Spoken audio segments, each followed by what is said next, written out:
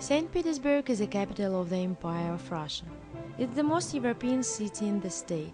Its history and evolution are incredible without a host of splendid representatives of some foreigners who had a great influence to culture, science, education, industry, even at all Russian state, not only Petersburg. Noble's family history is a powerful illustration of this statement. The dynasty patriarch was Emmanuel Noble, and his sons, Ludwig, Robert and Alfred, were already talented inventors and businessmen.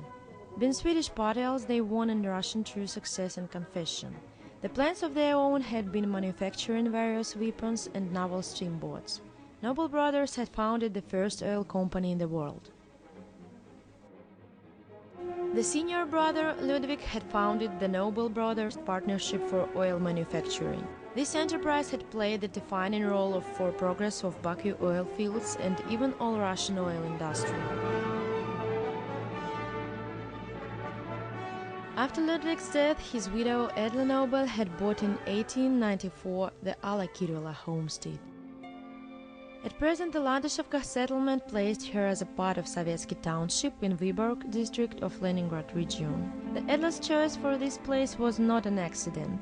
First of all, it's closely near the town of Vyborg, which was so acquainted and beloved by her. Then Edla were appreciated the waterside and Kirjola placed exactly on the bank of Finnish Bay, where the northern nature opened its amazing beauty.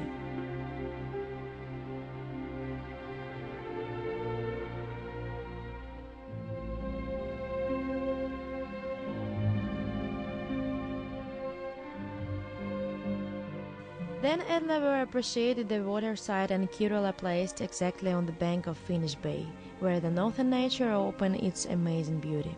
In order to collect all her big family of 7 children in that paradise, Mrs. Noble ordered to erect new house. It was designed by architect Gustav Nystrom. Impression of their homestead main building for aborigines was such as a king's palace. Professor Nystrom also designed additional constructions. Stables, coach sheds, tide coops, duck farms, all buildings were incorporated to a unique architectural ensemble. At the domain territory, the big English-styled park was established by Edla. More than 400 of decorative trees, bushes and flowers were imported and implanted at the garden. Aborigines committed to a memory of Mrs. Edla Noble as a kind-hearted woman who had cared about her neighbors and their needs. Many of them got a job at the homestead. Aside from the main house, some tough-built houses were erected for servants. At a village nearby was built a school. Housekeeping specialized school for girls was founded at the expense of Mrs. Noble, so as teachers pay. The main part of these photos are kept at Peter Alenikov's family archive.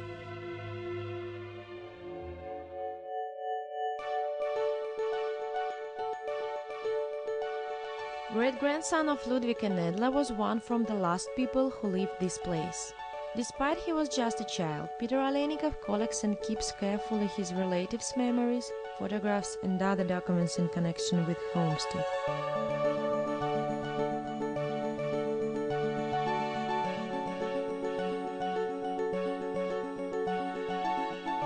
Efter Edlas bortgång.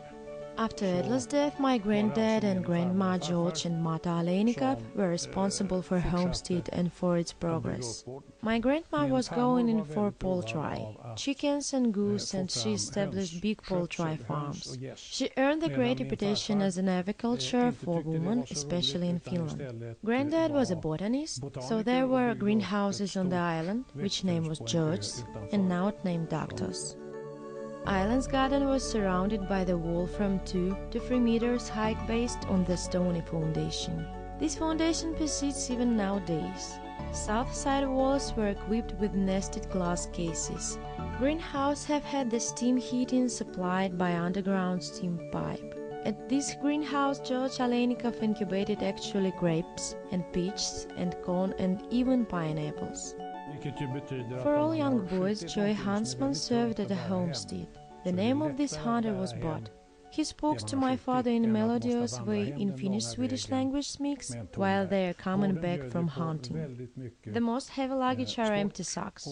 This proverb means that even you got a big heavy trophy, it's rather easy to move it home than coming back empty-handed. A lot of sports were going in for skis at winter, yachting, so that we sailed as windjammers. There were rather big sailing ships in context of this period. Noble brothers had built a motorboat named Brothers.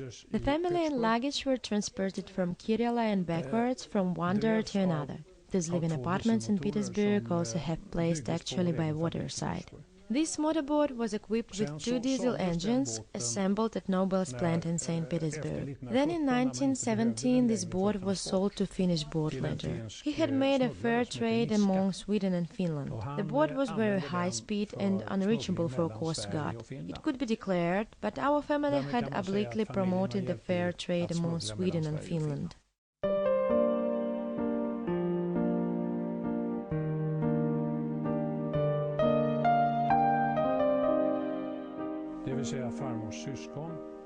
All of family members were welcomed at Kirjola. All brothers, sisters and their family were absolutely desirable guests. I had known my grandmother very well, that she was a wonderful woman who met everybody with wide embrace, and she loved and took care of everybody.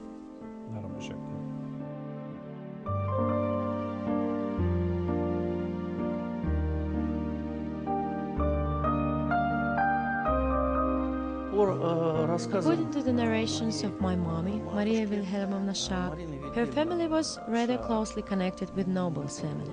I suppose that this relation began from the Mother Nobel schooling at St. Petersburg Women's Medicine College. Here this building, where we now are, was presented by Nobel's family to the city of St. Petersburg.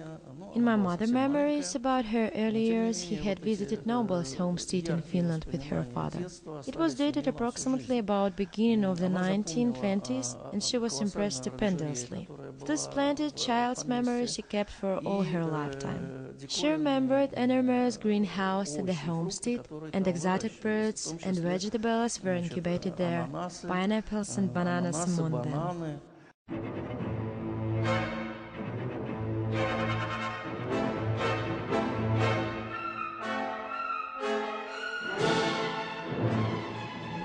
During the wartime, Finnish military men insisted for necessity of blowing up of our homestead, so as other tall buildings with long-distance visibility, such as St. John Cathedral at Viborg, which was destructed at the same time.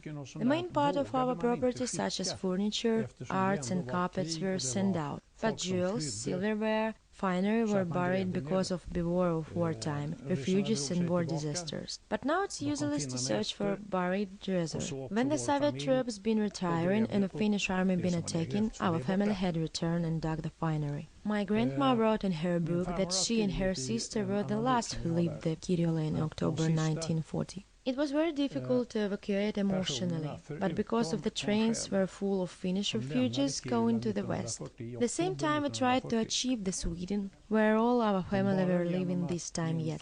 Only owing to the friendship of my grandma and skipper of ferryboat on Turku to Stockholm line, we have got benches on this ferryboat and returned to Sweden.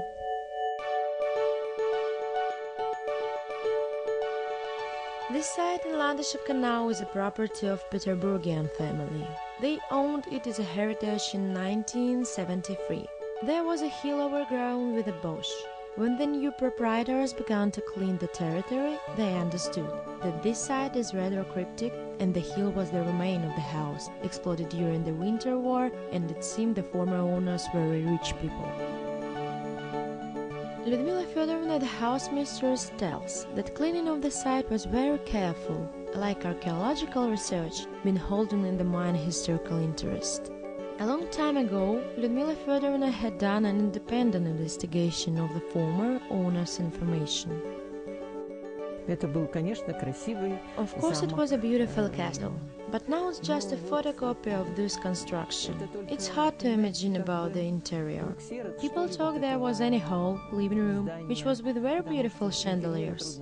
Whoa, there were detected small crystalline pieces, maybe the parts of the chandeliers, but burnt yet. It could be valued, some of them, anywhere so as anything, what could be kept as a relic not thrown away. Behind myself there was noble's property. The tower of the mansion's main building, where was the Swedish flag, rose out of the trees overlooking the Finnish Gulf. Today the building is not preserved. It was destroyed during the war. Now here are only outbuildings, granite shed, red brick stables. Also there were 2 house workers' buildings. Now they are available and our citizens live there.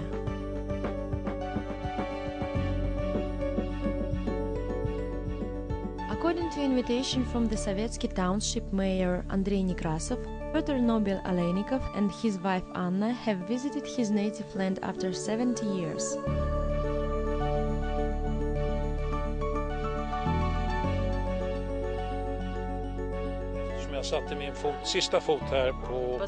Because of the last time I was here in the early 1940s, at the time a big building had stood here. But the war events are unchangeable. But whatever, being here today is a magic feeling, and I am very blessed for the opportunity of this visit.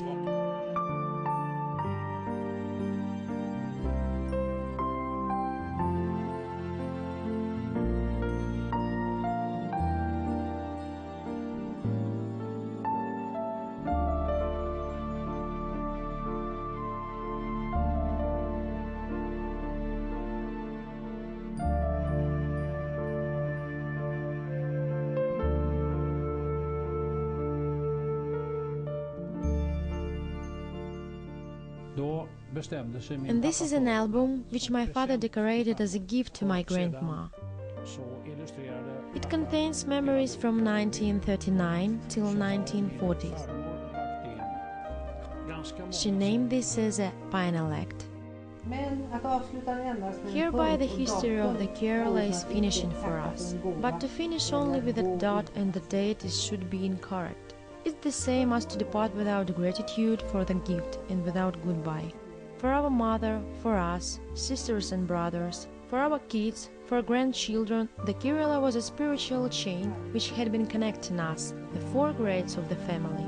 We poetize our mother, our grandmothers, Edla Noble, for those 45 years and 7 months when the Kirjola was our property. We gratitude the Kirjola for all its gifts, health, labor, joy, happiness. We thank God for all of this.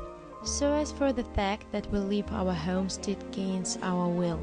Stockholm, April 1941.